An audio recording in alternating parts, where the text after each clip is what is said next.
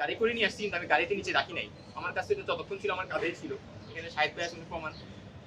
আমি এটা কাঁধের জন্য রাখছিলাম। এটা আমাদের মানে জুলাইয়ের স্মৃতির সবচেয়ে শক্তিশালী জিনিস। এটা প্রথম আলো একটা আয়োজন করেছিল, সেখানে তারা এটা সবার সামনে প্রদর্শনী করেছিল এবং আমরা খুব ভালো মতো লক্ষ্য করেছিলাম অনেক স্মৃতি থাকলেও এই ছোট সাইকেলটার দিকে সবাই নজর দিচ্ছিল।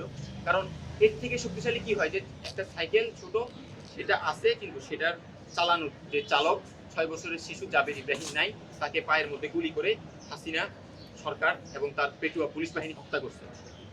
এত শক্তিশালী সিম্বল এই সাইকেলটা আমি নিজের কাঁধে আমি জাদুঘরে আনছিলাম এবং ওই সাইকেলের মাঝখানে মোবিল ছিল, মোবিল বা কালো কিছু একটা ছিল, ওইটা আমার এই কাঁধে পড়ছিল। ওই জুব্বাটা আমি ওইভাবে রাখি দিছি, ওই জুব্বার মধ্যে কালো ওই দাগটা এইভাবে আছে, আমি এটা রাখি দিছি। আমার কাছে এটা গর্বের জিনিস। তো আমি এখন ইমোশনাল এই জন্যই যে আমি ওনাকে কি জবাব দিব যে এই জাদুঘরটার মধ্যে আপনার ছেলের জিনিসটা আছে এবং হাসিনা রুমে রাখা আছে।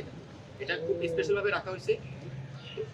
এটা যে এখন আছে, জনগণ দেখতে পারছে না এবং এটার ভবিষ্যৎ কি, এটা কিভাবে, এটা কি উন্মোচন হবে নাকি এটা কোনোভাবে এটার পিছনে ষড়যন্ত্র কল কাটিয়ে এটাকে বন্ধ করে দেওয়া হবে, এটা আমি তো জানি না। আমি ওনার কাছে কি জবাব দিব?